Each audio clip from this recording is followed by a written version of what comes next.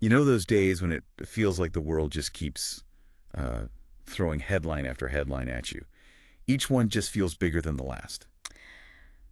Well, June 24th, 2025, it was exactly one of those days. Yeah. I mean, from a really volatile global ceasefire to a record-breaking heat wave right here at home, it was just packed with stories, stuff that's definitely going to shape our future. Absolutely. A lot to unpack. So today, we're taking a deep dive into the biggest events of that single, really intense day.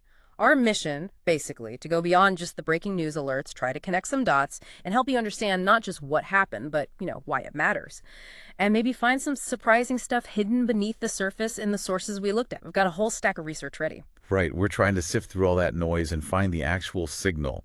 And I think we have to start with the Israel-Iran forever ceasefire, which honestly struck us immediately as incredibly fragile. Yeah, forever felt a bit optimistic, maybe. Yeah, maybe just a bit. Our sources detail this really rapid 12-day war that escalated in June 2025. Hmm. It was kind of a culmination of years of tension, right, over Iran's nuclear program, the proxy wars. Right.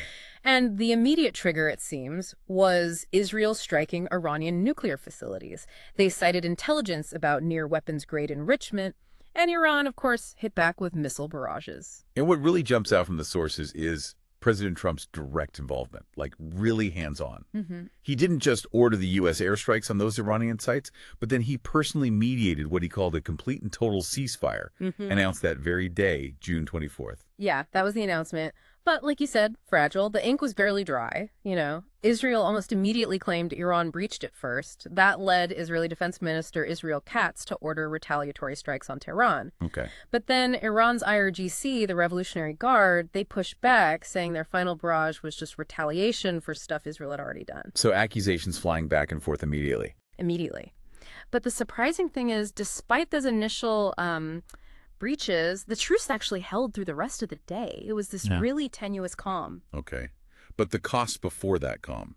Oh, it was heartbreaking. Iran's health ministry reported over 600 deaths just from the Israeli strikes. And that figure included civilians, medical personnel, just devastating. Terrible. And the destruction of infrastructure, the sources really emphasize this, it left both societies just completely on edge. You can imagine. And here's where it gets really interesting for your wallet, basically. The financial markets. Right. This ceasefire, even being so precarious, it sparked huge relief globally. Oil prices dropped dramatically. Brent crude down like 18%. U.S. crude fell below pre-conflict levels. Wow. 18% is a big swing. It's massive. It just shows how sensitive markets are, not just to events, but even the perception of stability, right? It can totally re-rate assets overnight. Absolutely. And we saw that in stocks too, didn't we? Yeah. Global equities surged. S&P 500 up 1.1%, Dow 1.2%, NASDAQ 1.4%. A pretty broad rally. And that optimism, it even got people talking about the Fed maybe cutting interest rates later in the year. Exactly. It shows how much that hope for geopolitical stability, even just a glimmer of it, can move the needle on economic forecasts. But okay, going back to the U.S. strikes that happened before the ceasefire, Trump claimed they'd completely and totally obliterate Iran's nuclear capabilities. What did the intelligence actually show? Well, the early reports indicated that wasn't quite the case. At least two sites apparently weren't fully destroyed. It seemed like it set back Iran's program, maybe, but only by a few months, not obliterated. Okay, so not quite the knockout blow claim. Right. And that immediately kicked off a debate. Supporters saw it as, showing U.S. resolve. Critics argued, well, maybe it just hardened Iranian resolve and actually increased instability long term. Different perspectives there. And the political reactions. A real mixed bag. Trump's handling got praise from some, obviously. Netanyahu in Israel claimed success. But interestingly, Iran's President Pezeshkian also hailed it as a victory for Iran. Even while Iran's foreign minister was publicly saying, no, we're continuing our nuclear program, so Lots of spin, lots of underlying tension still there. absolutely. The core issues weren't resolved by that ceasefire, clearly. Okay, so sticking with global affairs on June 24th. From the Middle East, President Trump then headed to a NATO summit. That's right, in The Hague, right on the heels of brokering that ceasefire. And what was the focus there? Our sources mention his push on defense spending again. Yeah, that was a big one. He was pushing again for NATO members to commit 5% of their GDP to defense. 5%? Wow, that's way above the current 2% target. Way above. And predictably, it met with quite a bit of resistance from other members. I can imagine. It seems like Trump's leadership style, plus these recent unilateral actions like the Iran strikes, had really strained relations within the alliance. Our sources indicate there were real concerns being voiced, behind the scenes and even subtly in public about NATO's cohesion, its credibility. So tensions within the alliance itself. Definitely. Leaders were talking about shared priorities, but you could feel the ongoing disagreements about who pays for what and sort of strategic direction. It was a day highlighting those shifting dynamics. Right. And while these major powers are dealing with conflict fallout and alliance politics, there's another crisis just grinding on, largely ignored. Sudan. Yeah, largely out of the spotlight, tragically. The civil war there, it's been raging since April 2023 between the Sudanese army and the Rapid Support Forces, the RSF, and it's created what aid groups are calling the world's worst humanitarian crisis. Just staggering. And on this specific day, June 24th, there was another awful incident. Yes. A hospital near the front line was attacked. Over 40 people killed. Oh, my God. Including healthcare workers, children. Just horrific. The WHO confirmed the attack but couldn't say who was responsible, though one human rights group did attribute it to a Sudanese army drone. And the scale of the displacement? It's almost unbelievable. Over 12 million people displaced inside Sudan or forced into neighboring countries. Yeah. 12 million. That's hard to fathom. It really is. And aid organizations are just screaming warnings, basically. Imminent famine, massive disease outbreaks are likely if humanitarian aid isn't drastically scaled up. And yet it's underreported. Massively underreported globally. It just shows how hard it is for some story, some suffering, to cut through the noise of everything else happening. Yeah, that's a sobering point. Mm-hmm. Okay, let's pivot now to the U.S., because June 24th was also a really contentious day for domestic policy, especially around immigration. Huge day on that front. The Supreme Court handed down a landmark decision, 6-3.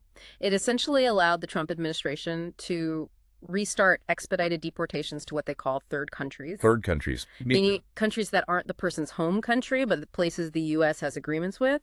Even places like, say, South Sudan, potentially conflict zones, and crucially, without judicial challenges allowed in the same way. Wow. Okay. So limited legal recourse. Exactly. And the three liberal justices, Sotomayor, Kagan, Jackson, they wrote these incredibly strong dissents, basically warning this could put thousands of people in real danger, risk of torture, even death. That's a stark warning from the court's minority. Very stark.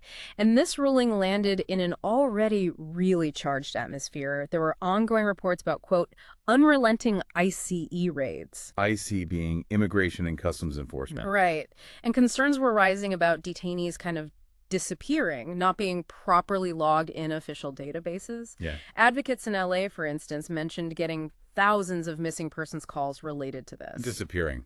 That's chilling. It is. And there was also this very high-profile, upsetting incident around the same time. A pregnant Marine veteran's wife, she was apparently arrested during her green card appointment. During the appointment. Yeah, and then separated from her breastfeeding toddler. It just brought the human impact of these policies into really sharp focus for a lot of people. Absolutely awful. And the controversies didn't end there, did they? There was a video. Yeah, that video circulated widely. It showed masked U.S. border agents repeatedly punching, detaining an undocumented immigrant. Masked agents. Yeah, the agents claimed they felt threatened, said the person had a weed whacker. But critics watching the video, understandably, argued it was clearly excessive force. Another flashpoint. Definitely. And all this is happening as Rodney Scott gets confirmed as the new head of Customs and Border Protection, CBP. And he had some controversy attached to him. He did. There were allegations which he denied, but allegations that he'd obstructed an investigation into the 2010 death of Anastasio Hernandez Rojas, a Mexican migrant killed by border agents. So his confirmation was contentious. Okay. And then on top of all that, more border wall funding. Yep. That same day, an announcement of a $309 million contract to build 27 more miles of border wall in Arizona. $309 million. Which, again, drew immediate and fierce criticism. Environmental groups, indigenous communities, raising concerns about ecological damage, sacred sites, migration corridors, the whole package. So just a confluence of really difficult, divisive issues around immigration and the border, all hitting on that one day. Exactly. A really intense snapshot of that ongoing debate. Okay, let's broaden out a bit from immigration to other domestic policy and public safety issues from June 24th. What else stood out? Well, connecting to governance, we saw deep partisan divides elsewhere, too. The Republican-controlled Congress moved forward with a pretty swooping budget bill. And a key feature was deep cuts to Medicaid and other social programs. Deep cuts to Medicaid. That would have huge impact. Absolutely. Democrats, healthcare advocates were fiercely opposing it, warning about the potential impact, especially on rural hospitals, low-income Americans. It looked like a move that could really reshape the social safety net. A major policy battle heating up there. What about safety in other areas, like air travel? Yeah, that was in the news too. The NTSB, National Transportation Safety Board, released its final report on that Alaska Airlines door plug blowout incident from 2024. Right. I remember that. Scary stuff. What did the report say? It pointed fingers at both Boeing, citing quality control lapses, and the FAA, the Federal Aviation Administration, for what it called inadequate inspections. So failures on both the manufacturing and the oversight side. Pretty much. And it raises those recurring questions about public confidence in air safety, and what needs to happen to ensure robust oversight, especially as planes get more complex. It felt like a call for regulators to be more proactive, not just reactive. Yeah, that makes sense. And beyond infrastructure safety, there was also news related to policing and mental health. Yes, another really important and sensitive issue. The family of Win Rosario, he was a 19-year-old Bangladeshi American kid. They filed a lawsuit against the NYPD. This was related to his death. Yes, sadly. He was fatally shot by police during a mental health crisis back in March 2024. So this lawsuit landing on June 24th, it just reignited those vital conversations about how police respond to mental health emergencies, training, resources, alternative responders, all that. Such a difficult and recurring tragedy. It really is. Yeah. And then shifting gears completely, but still under public safety and environment. That heat wave. Oh, yeah, you mentioned that at the top. It was huge, right? Historic, really. Gripped the eastern U.S. Over 150 million Americans were under heat alerts that day. 150 million? Wow. Yeah. Records were being smashed. D.C., Boston both hit 101 degrees Fahrenheit. Wow. New York City was pushing 99. Just brutal, dangerous heat. Well above norms for June. And the impacts were immediate. Oh, yeah. Power grids were strained, people cranking AC.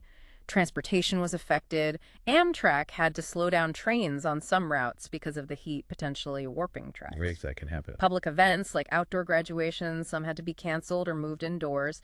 And of course, it connects directly to the broader climate change conversation. Experts were using it as another example, warning these kinds of extreme events are becoming more frequent, more severe. A very tangible climate impact felt by millions. Definitely. And just one more kind of disturbing public safety note from abroad that day. Reports from France. What happened there? There were these syringe attacks at a big music festival. Apparently 14 suspects were arrested. Nearly 150 people reported being pricked by needles. Just a bizarre and alarming trend. That is really disturbing. Okay, we've covered some massive stories. But a day like June 24th, 2025, it feels like there were probably other threads too. Always more threads, yeah. In the corporate world, for instance, there was a significant move by Maersk, the shipping giant. Maersk, what do they do? They announced they were divesting, pulling their business from companies connected to Israeli settlements in the occupied West Bank. Really? Why? It came after sustained pressure from activist groups, and it's potentially a big deal for the logistics of trade related to those settlements. It highlights that growing power of activist movements influencing corporate behavior. Interesting. A different kind of pressure point. Exactly. And then in the UK, a related but different kind of story. The government designated the group Palestine Action as a terrorist organization. Palestine Action. They target companies linked to Israel's defense industry, right? That's them. They'd recently targeted an Air Force base. So the designation sparked immediate debate about, that line between legitimate protest, freedom of expression, and national security concerns. Critics worried it could stifle dissent. Another complex balancing act elsewhere in the world. Political unrest flared up in Bolivia. Sadly, clashes there left 6 people dead. It was between police and supporters of former President Evo Morales. Why were they protesting? They were protesting a Supreme Court decision that barred Morales from running for a 4th term. So yeah, another instance of political tension turning violent. Man, just so much happening globally. Back in the U.S. A couple more things. New York Governor Kathy Hochul announced plans for a new nuclear power plant, intended to help replace the power from Indian Point, which had closed. Nuclear power always sparks debate. Always. Balancing the carbon-free benefits against those long-standing safety and waste disposal concerns. That debate kicked off anew with her announcement. And a cultural note, a farewell. Yes, a bit of sad news for fans of a certain era. Bobby Sherman passed away. He was 81. Oh, Bobby Sherman, the teen idol from the Yeah. 60s, 70s. That's the one. Julie, Do Ya Love Me, all those hits. But what's fascinating is his later life. He actually became a paramedic, then a reserve police officer in L.A., dedicated himself to public service after his music career. Wow, I didn't know that. A really interesting life. Yeah, quite a second act. And for sports fans, What happened to sports? June 24th was also the NBA draft, the 79th annual draft. Right. Any big names? Yeah, the top picks generated buzz. Cooper Flagg went to Dallas, Dylan Harper to San Antonio, VJ Edgecombe to Philadelphia. A big night for those young players and those teams. Always an exciting time for basketball fans. Definitely. And one last thing, kind of looking up at the sky. Oh. NOAA, the National Oceanic and Atmospheric Administration, issued a geomagnetic storm warning for June 24th and 25th. The solar storm? Basically, yeah.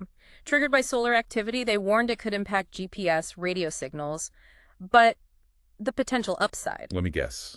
All right. Auroras. You got it. Vibrant northern lights, potentially visible much further south than usual. A little cosmic drama to end the day. Huh. A nice counterpoint to all the earthly drama. Yeah. Okay, so we've walked through this incredibly packed day, June 24th, 2025. What does it all mean when you try to pull it together? Well, it's striking just how interconnected everything is, isn't it? Yeah? We saw a fragile ceasefire in the Middle East immediately ripple through global financial markets. We saw Supreme Court decisions here directly impacting lives at the border and sparking huge debate. We felt the physical effects of climate change with that massive heat wave. You really see those connections laid bare on a day like this. Global conflict, domestic policy, environment, culture. It's all linked. It is. And as we kind of reflect on a day just jammed with so much significant news, it makes you think, doesn't it?